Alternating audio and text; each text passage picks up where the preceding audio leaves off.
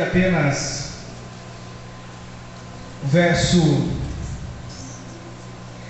de número 15, e depois nós vamos orar e ouvir a palavra do Senhor. Daniel capítulo 3, verso 15, assim diz a palavra de Deus: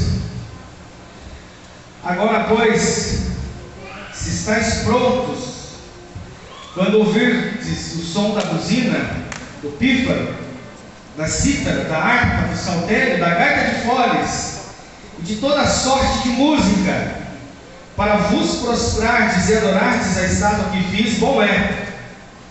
Mas se a não adorardes, sereis lançados à mesma hora dentro do forno de fogo ardente.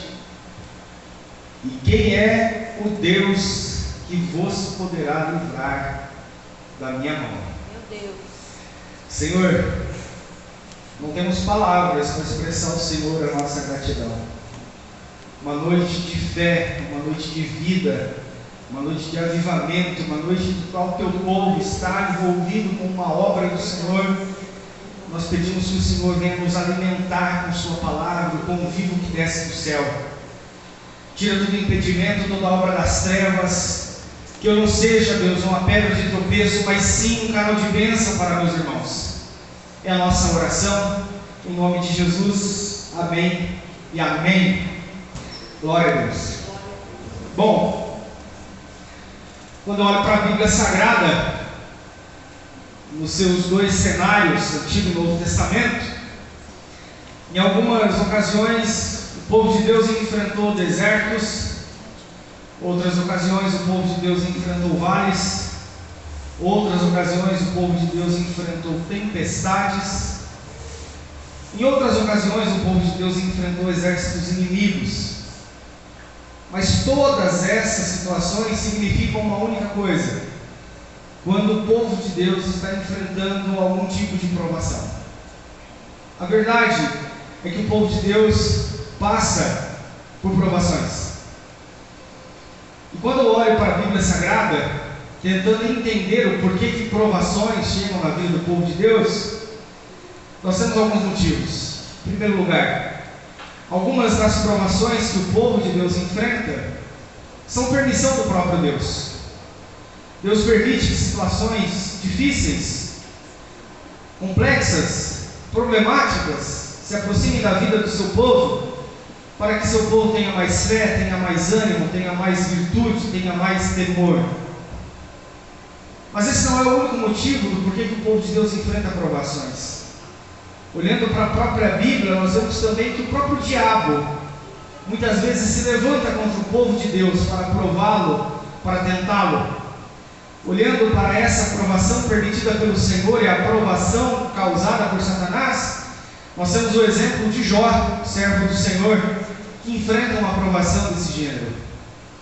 Nós também temos outro tipo de provação na Bíblia, aquela que é causada pelo próprio ser humano, aquela provação em que um indivíduo procura problemas para si.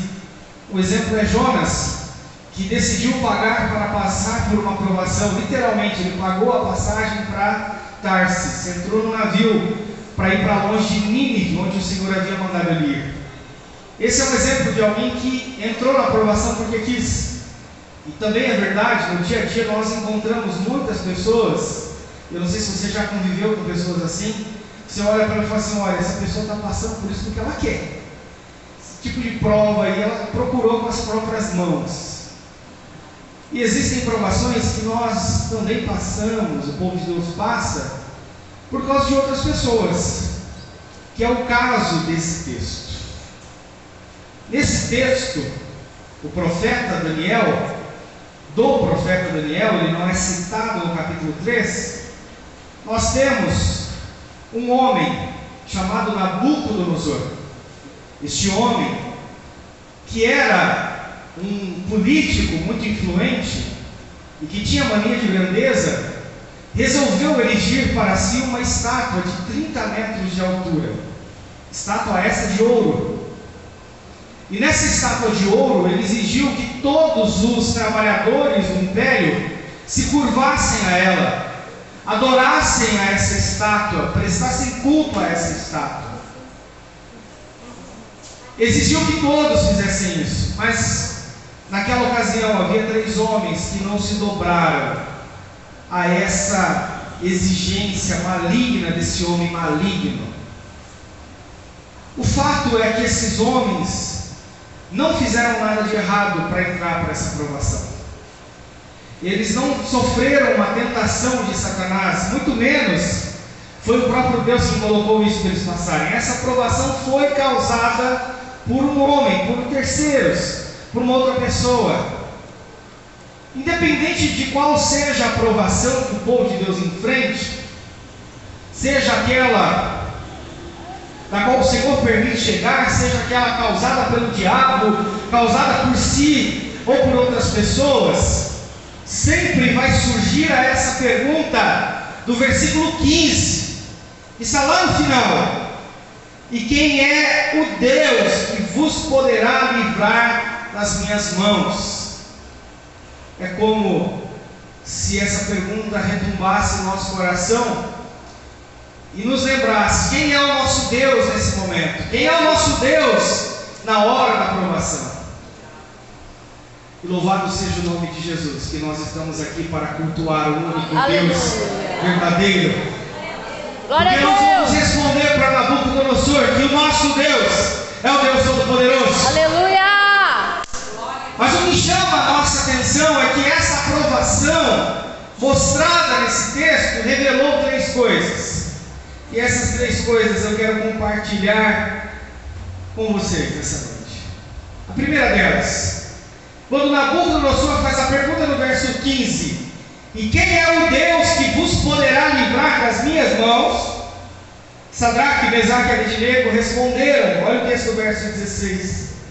Responderam Sadraque, Mesaque e Abednego e disseram ao rei Nabucodonosor: não necessitamos de te responder sobre esse negócio. Quem é o Deus que vos poderá livrar das minhas mãos? A resposta desses 3 jovens é: nós não precisamos responder a sua pergunta. Meu Deus. E aqui vai a primeira lição que nós aprendemos na hora da aprovação. O que a aprovação revela na vida do povo de Deus? Em primeiro lugar, a aprovação revela onde está a fé do povo de Deus. Esses homens, jovens homens, eles não quiseram nem responder a esse homem. No versículo de número 17: eis que o nosso Deus, a quem nós servimos, é que nos pode livrar. Ele nos livrará do forno de fogo ardente da tua mão, ó rei. A aprovação revelou a fé. No momento em que o povo de Deus é provado, o que fica muito claro é que nossa fé aflora. Nós começamos a olhar as coisas a partir da perspectiva da fé. Começamos a olhar as coisas a partir da perspectiva do sobrenatural, daquilo que não pode ser feito pelas mãos humanas, daquilo que não pode ser concebido pelos olhos humanos. No momento da aprovação, nós começamos a olhar com fé. E talvez é isso que está faltando para nós hoje, irmãos. Todo crente deve gostar de café e de fé, muita fé, porque a muita fé é o que nos move. Nós somos chamados a ter uma fé racional, baseada na Escritura, e isso é importantíssimo. Mas nós não podemos nos esquecer que a fé racional baseada nas Escrituras é num Deus vivo e poderoso que não respeita qualquer lei humana. Um Deus que não está preso àquilo que o homem ou a mulher define. É por isso que nós precisamos, no momento da aprovação, revelar a nossa fé. A declaração no verso 17 é contundente, é profunda, é absoluta. Nós não precisamos te responder, porque o nosso Deus há de nos livrar da tua mão. Isso é fé. A aprovação revelou fé. A pergunta que eu faço para você, da forma mais pessoal e amorosa possível, é: o que a aprovação tem revelado no seu coração? Fé ou medo? Fé ou desespero? O que a aprovação tem revelado nos nossos dias de angústia? Ela deve revelar fé. Quando nós falamos de fé, o verso 18 mostra outro ponto importante. Ainda na resposta dos 3 jovens, eles disseram: e se não fica sabendo, ó rei, que não serviremos aos teus deuses, nem adoraremos a estátua de ouro que tu levantastes. E aqui, quando nós falamos de fé, nós estamos dizendo que a fé no Deus vivo e verdadeiro deve ser uma fé única, sincera e não compartilhada. Você já parou para pensar quantas desculpas esses jovens poderiam dar, das quais essas desculpas seriam aceitas hoje no nosso tempo? A primeira delas eu vou dar uma ajoelhada aqui, mas Deus conhece o meu coração, sabe que eu não vou estar adorando de coração. A segunda desculpa é fazer o quê? É o meu trabalho. Meu trabalho, eu tenho que me curvar, senão eu vou ser mandado embora. A outra desculpa tem tanta gente que faz tanta coisa pior do que isso, por que eu não posso dobrar o joelho e fazer só uma reverênciazinha à estátua? Não tem problema nenhum. Ainda uma outra desculpa seria: bom, se ninguém lá na sinagoga ficar sabendo que nós fizemos isso, não vai ter problema nenhum, até porque a fé pública, ela precisa dançar conforme a música. Todas essas desculpas poderiam ser dadas, mas nenhuma delas foi oferecida. O que eles declararam por fé o nosso Deus vai nos livrar. E se Ele não nos livrar, nós não vamos nos curvar diante da sua estátua. Isso é fé. Glória a Deus. Que Deus nos dê fé diariamente, fé para não nos curvarmos. Aleluia. Para não aceitarmos as coisas que estão sendo impostas contra a nossa vida. Essa foi a primeira lição. A fornalha revelou a fé. A fornalha queria revelar carvão, mas nesse caso revelou fé. Glória a Deus.